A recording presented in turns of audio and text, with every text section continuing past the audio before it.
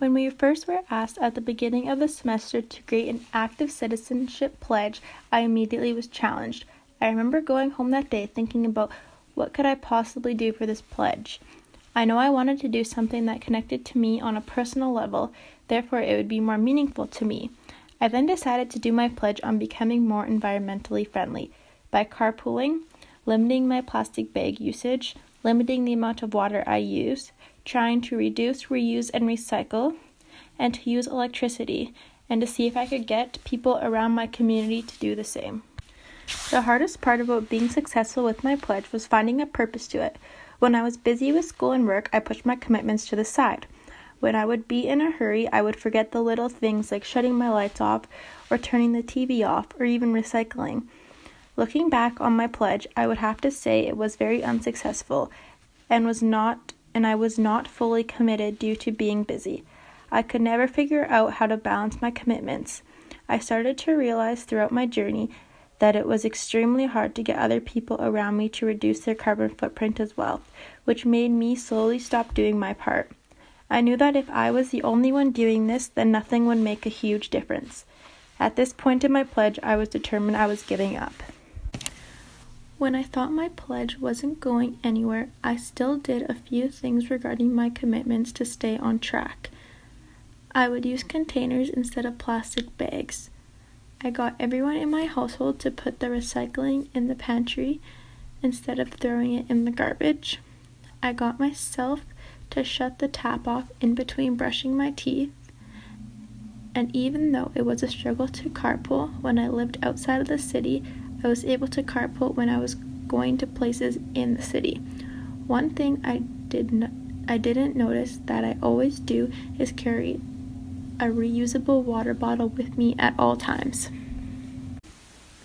Even though there were a few things that I did to meet my initial commitments, there are still a lot of things that were not fixable.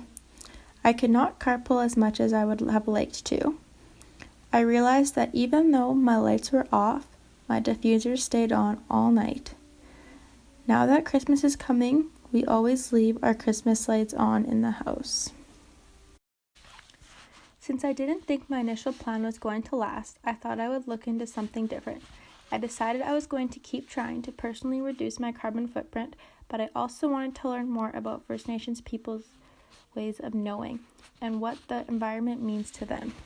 I started to follow this new commitment by thinking about how important the land is for First Nations people. The land was valued more than anything else.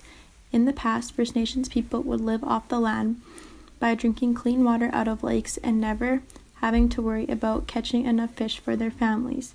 With colonization, we no longer have those opportunities anymore, and I always wondered if we will ever go back to that theory. I believe that to reduce our carbon footprint as a community, we need to include First Nations people's perspectives.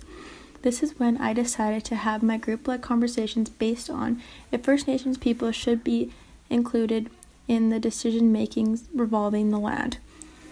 When having this conversation, we kind of agreed on that it would be impossible to go back to that way of living, but we should definitely include a First Nations knowledge in the future decisions because we are all sharing the land. My feelings towards my pledge changed a lot throughout this process. It was hard for me to stay on track with my commitments. I wasn't hard enough on myself for my pledge to be extremely successful. Therefore, things shifted a lot. I told myself at the beginning that it did not matter because I couldn't get people in my community to reduce their carbon footprint. But then I remembered from last year we watched a video called Flight of the Hummingbird. This video inspired me because even though I am just one person, I do have a voice, and I should try to do what I can. Even though this semester is coming to an end, I believe I am just starting my pledge. I'm going to continue doing small things in my life to reduce my carbon footprint when possible, and I'm going to keep looking into First Nations views on the land.